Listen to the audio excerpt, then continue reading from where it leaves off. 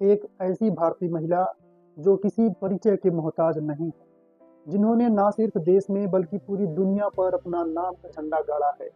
उल्लेखनीय यह भी है कि वे पहली भारतीय महिला अंतरिक्ष यात्री भी है। जी नमस्कार, मैं श्याम सुंदर। इस एपिसोड में कल्पना चावला के जीवन और उनके संघर्षों के बारे में जानेंगे। कल्पना चावला का जन्म 1 जुलाई 1961 ईस्वी को हरियाणा के करनाल में हुआ था। कल्पना एक व्यवसायी बनारसी लाल चावला और एक साधारण गृहिणी संयोगिता की बेटी थी। कल्पना के माता पिता मूल रूप से पश्चिम पंजाब के मुल्तान जिले से करनाल आए थे, जिसे अब पाकिस्तान के नाम से जाना जाता है। उड़ने का शौक रखने वाली कल्पना चावला बचपन से ही साहसी बच्ची रही है। हालांकि उसने वैमानिकी इंजीनियरिंग में स्नातक की डिग्री पूरी करने के बाद ही एक अंतरिक्ष यात्री बनने का फैसला किया था। लेकिन जब वह मुश्किल से 13 साल की थी, तब से उन्हें उड़ान सीखने की इच्छा व्यक्त की थी। उनका बचपन अन्य लड़कियों से बिल्कुल अलग था। बारबी डॉल को सजने संवरने से ज़्यादा हवाई जहाज़ों की स्केचिंग और पेंटिंग करना उनकी खासियत थी। कल्पना चावला अमेरिकी अंतरिक्ष यात्री थी, जिनकी अंतरिक्ष यान कोलंबिया आपदा में मृत्यु हो गई थी। भारत के करनाल में जन्मी वह अंतरिक्ष में जाने वाली भारतीय मूल की पहली महिला थी। उनके अंदर बचपन से ही हवाई जहाज के लिए एक जुनून था।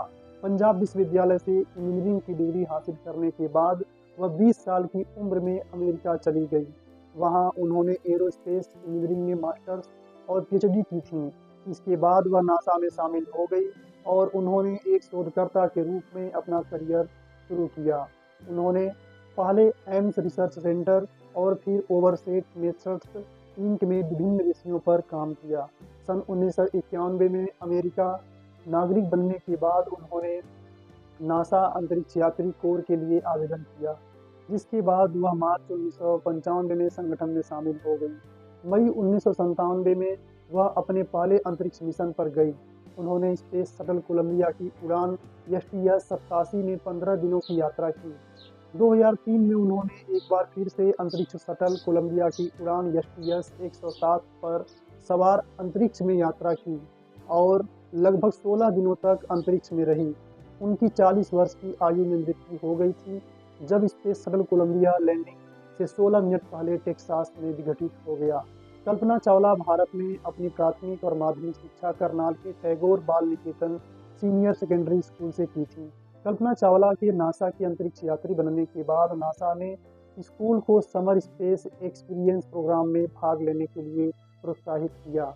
कल्पना चावला यह सुनिश्चित करने के लिए अड़ी थी कि भारत में युवा महिलाओं की वैज्ञानिक शिक्षा तक पहुंच हो सके। पंजाब इंजीनियरिंग कॉलेज ने कल्पना चावला को वैमानिकी इंजीनियरिंग की डिग्री प्रदान की। प्रोफेसरों ने उन्हें डिग्री चुनने से हतोत्साहित करने का प्रयास किया, क्योंकि भारत में महिलाओं के लिए कुछ ही विकल्प थे जो इस करियर मार्ग को अपनाना चाहती थीं। यह विवाद का विषय था, लेकिन कल्पना चावला ने हटने से इनकार कर दिया। सन 1980 के दशक में भारत से संयुक्त राज्य अमेरिका में प्रवास करने के बाद कल्पना चावला को प्राकृतिक रूप दिया गया ताकि वह अपनी शिक्षा पूरी कर सके। जब उन्होंने ऑस्टिन में टेक्सास विश्वविद्यालय से एरोस्पेस इंजीनियरिंग में अपनी मास्टर डिग्री हासिल की, तब वह कोलोराडो विश्वविद्यालय में एक वैमानिकी इंजीनियर थी। इसके अतिरिक्त उन्होंने अगले साल नासा एम्स रिसर्च सेंटर में लिफ्टिंग सिस्टम के लिए द्रव यांत्रिकी पर शोध शुरू किया। भारतीय मूल में जन्म होने के कारण वह भारतीय राष्ट्रीयता रखती थी और मिश्रित जातीय पृष्ठभूमि से संबंधित थी। इसी तरह उनका धर्म हिंदू था। उनकी जन्म बनारसी लाल चावला के घर हुआ था, जो व्यापारी थे, और उनकी मां संयोगिता चावला एक गृहिणी थी। सुनीता चावला, संजय चावला, दीपा चावला नाम के उनके 3 भाई बहन थे। सबसे छोटी बेटी होने के कारण उनकी परवरिश मुश्किल थी। जब वह एक बच्ची थी, तभी से उनके माता पिता उन्हें मोटू कहकर बुलाते थे। स्कूल में प्रवेश करने पर कल्पना चावला अपने परिवार में अपना नाम चुनने वाली पहली महिला थी। किसी व्यक्ति के विचार या कल्पना को कल्पना नाम से दर्शाया जाता है। फ्लाइंग, ट्रैकिंग, बैक पैकिंग और पढ़ना उसकी कुछ पसंदीदा गतिविधियां थी। कल्पना चावला की मुलाकात सन 1983 में जीन पियरे हैरिसन से हुई, जो एक युवा, लंबा और सुंदर आदमी था। वे दोनों करीबी दोस्त बन गए और शादी कर ली। साल 1990 में कल्पना चावला अमेरिका की नागरिक बन गई। कल्पना और उसके पति जीन पियरे हैरिसन से कोई बच्चे नहीं हुए थे। कल्पना चावला अपने काम और अंतरिक्ष अन्वेषण के प्रति बहुत समर्पित थी। उन्होंने अपना ज़्यादातर जीवन अपने करियर को समर्पित किया और विज्ञान में अहम योगदान दिया। कल्पना चावला ने सन 1988 ईस्वी में नासा एम्स रिसर्च सेंटर में काम करना शुरू किया, जहां उन्होंने मोटर चालित रिक्शों के लिए कम्प्यूटेशनल द्रवगतिकी का अध्ययन शुरू किया। उन्होंने अपने अध्ययन को जमीनी प्रभाव में विमान, विशेष रूप से हैरियर के पास पाए जाने वाले जटिल एयरफ्लो के मॉडलिंग पर केंद्रित किया था। सन 1993 ईस्वी में ओवरसेट मेथड्स इंक में शामिल होने के बाद से कल्पना चावला ने अन्य शोधकर्ताओं के साथ एक टीम विकसित करने के लिए काम किया था, जो कई चलती निकायों से जुटी स्थितियों के मॉडलिंग पर ध्यान केंद्रित करती थी। उनके द्वारा वायुगतिकीय अनुकूलन विधियों का विकास और कार्यान्वयन किया गया था। उनके अध्ययन के निष्कर्ष तकनीकी प्रकाशनों और सम्मेलन पत्रों में प्रकाशित हुए थे। नासा ने उन्हें दिसंबर 1994 ईस्वी में चुना और उन्होंने जनवरी 1995 ईस्वी में एजेंसी के लिए काम करना शुरू किया।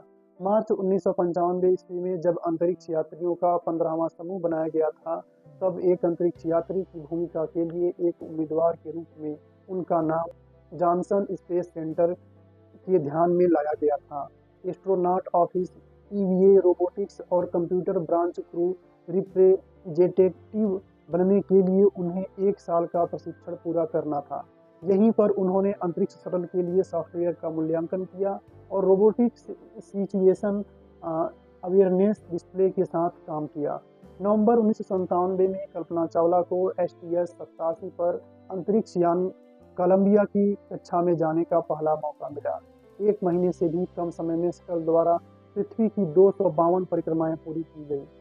उड़ान के दौरान चावला द्वारा शटल से लॉन्च किए गए स्पार्टन सैटेलाइट सहित बोर्ड पर कई प्रयोग और अवलोकन किए थे। 2 अंतरिक्ष यात्रियों को एक उपग्रह को पुनः प्राप्त करने के लिए एक स्पेस वॉक करना पड़ा, जो सॉफ्टवेयर मुद्दों के कारण खराब हो गया था, जिसके लिए स्पेस वॉक की आवश्यकता थी। अंतरिक्ष में अपने दूसरे मिशन के लिए कल्पना चावला को नासा द्वारा सन 2000 में चुना गया था। उन्हें STS-107 मिशन के लिए एक मिशन विशेषज्ञ के रूप में फिर से नियुक्त किया गया था। सन 2003 में अंततः लॉन्च होने से पहले मिशन को कई बार स्थगित किया गया था। 16 दिनों के मिशन में चालक दल द्वारा 80 से अधिक परीक्षण किए गए थे। अंतरिक्ष यान एंडेवयर ने 1 फरवरी 2003 को पृथ्वी पर विजयी वापसी की और इसे उसी दिन कनेडी स्पेस सेंटर से लॉन्च किया जाना था। अधिकारी के मुताबिक लॉन्च के दौरान ब्रीफकेस के आकार का इंसुलेशन का एक टुकड़ा टूट गया। परिणाम स्वरूप विंग की थर्मल सुरक्षा प्रणाली से समझौता किया गया। पुनः प्रवेश के दौरान संरचना द्वारा गर्मी से परिलक्षित किया गया। शटल का पंख तब टूट गया जब वह गर्म गैस के कारण वायुमंडल में उड़ गया। अंतरिक्ष यात्रियों को अस्थिर जहाज द्वारा फेंका गया, जो हिल गया और उछल गया। जहाज के 1 मिनट से भी कम समय में दबाव कम होने से चालक दल के सदस्य मारे गए। पृथ्वी से टकराने से पहले अंतरिक्ष यान टेक्सास और लुइसियाना के ऊपर बिखर गया।